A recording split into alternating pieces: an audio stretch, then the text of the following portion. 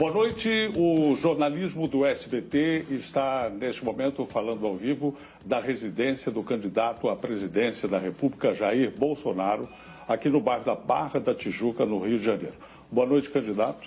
Boa noite.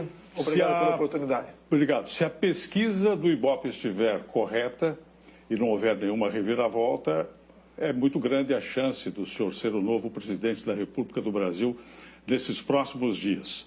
Eu queria saber se o senhor já tem o seu ministério composto, quantos serão os ministérios e que nomes o senhor já escolheu. Pretendemos ter um ministério bastante enxuto, com aproximadamente 15 nomes, e definimos 3 até o momento.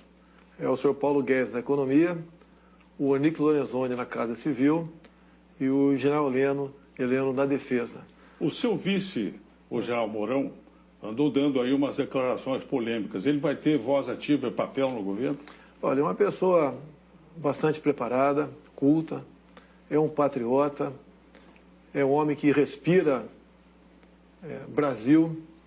E o que levou a essas declarações, no meu entender, foi um excesso para a imprensa. Em nenhum momento ele falou em acabar com o 13º. Ele falou que a estrutura remuneratória nossa era uma jabuticaba.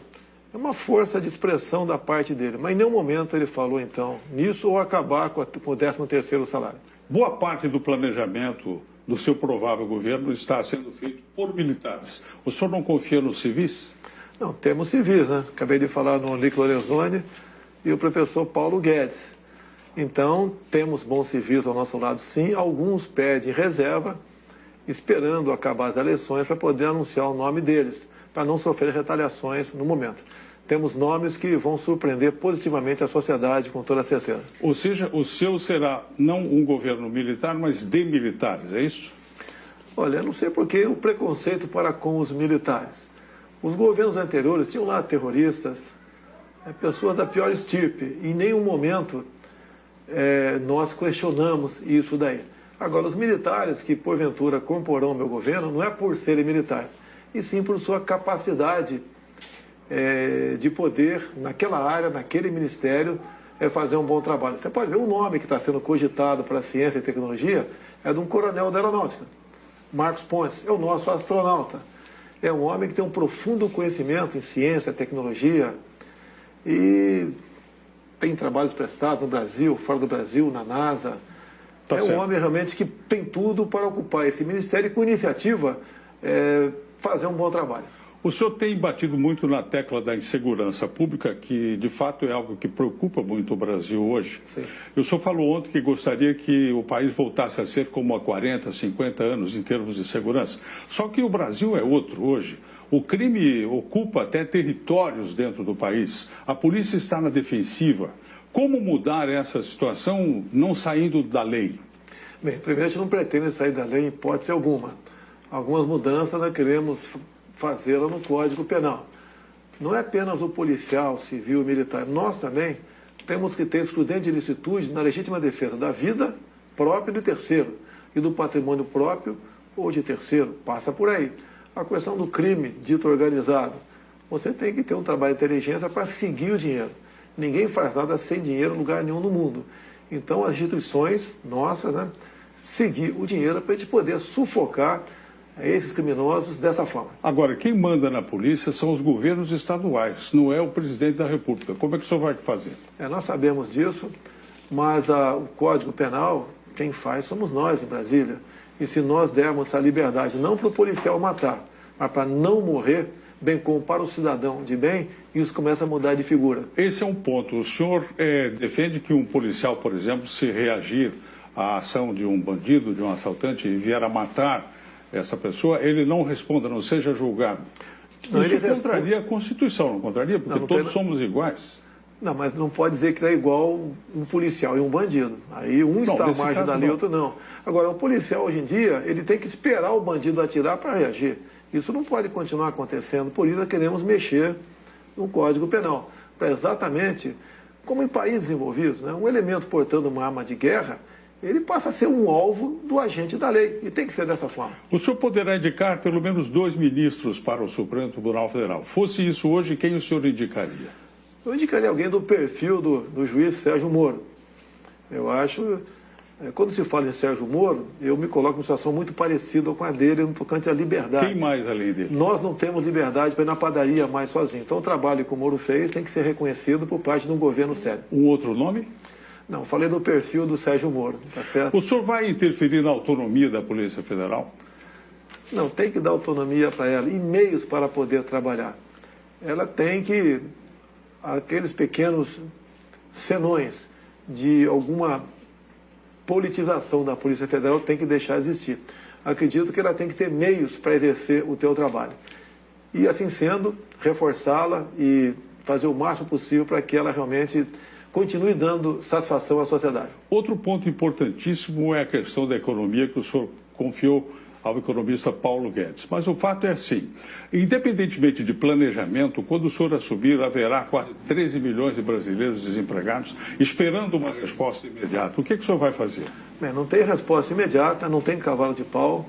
O que eu tenho conversado com ele, eu levo sugestões e ele que decide. E, afinal de contas, ele é um homem que entende desse assunto e é de confiança nossa. Nós temos que facilitar a vida de quem produz. Como diz o linguajar popular, temos que tirar o Estado do cangote de quem realmente está em emprego. Como é que o senhor vai lidar com a reforma da Previdência? Nós vamos fazer a nossa reforma, essa que está aí, eu vejo dificilmente ela vai ser aprovada. Não podemos adotar a velha prática de remendo novo em calça velha. Não podemos penalizar, por exemplo, quem já tem direito adquirido. O próprio servidor público já sofreu 2 reformas previdenciárias. Podemos mexer alguma coisa? Sim, temos ideias propostas nesse sentido, mas ninguém será penalizado. O senhor terá coragem de mexer com a Previdência dos militares, por exemplo? Olha, quando se fala em presos militares, ela é diferente dos outros. Nós não temos hora extra, fundo de garantia, direito à greve, repouso remunerado, nada além disso aí. Ao longo de 30 anos de carreira, na verdade, o militar trabalha 45 anos. Você pode propor alguma mudança, sim, mas você não pode igualar aos demais com direitos trabalhistas diferentes.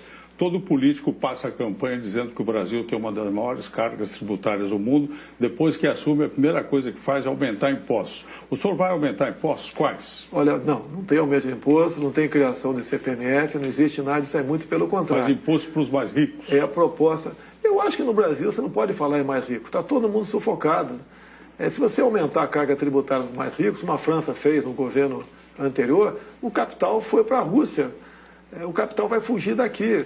A carga tributária é enorme. Quase tudo é progressivo no Brasil. O senhor vai fazer um governo estatista ou vai privatizar? Não, nós vamos partir para privatizações, as 50 estatais feitas pelo último governo do PT, essa quase que de imediato. O que não é privatizável? É o que eu chamo de estratégico, né? O estratégico você pode até falar em alguns modelos. É difícil me convencer. Tá? Eu não sou, deixar bem claro, estatizante. Mas, por exemplo, de acordo para que país você está vendendo aquele teu bem, você não está privatizando, você continua estatizando com outro país. Não devemos permitir que país nenhum compre o Brasil, eles têm que comprar no Brasil. O câmbio continuará flutuante, o juro continuará sendo decidido pelo Banco Central, sem interferência política? Sem interferência, inclusive o Banco Central, independente de política, o tripé macroeconômico tem que continuar em vigor, e o Paulo Guedes está com uma equipe muito grande e trabalha nesse sentido. A responsabilidade dele é enorme nessa área. O mundo lá fora tem lido e ouvido que o senhor é nazista, é fascista, que o senhor quer fazer uma ditadura militar no Brasil, que o senhor não está preparado para o cargo. Se o senhor vencer a eleição, como é que o senhor vai reagir diante disso? Esses rótulos, aos poucos, estão sendo desmistificados. Faltou você falar aí, também misógino, entre tantos outros rótulos que eu recebi ao longo desse tempo todo. Não sou nada disso.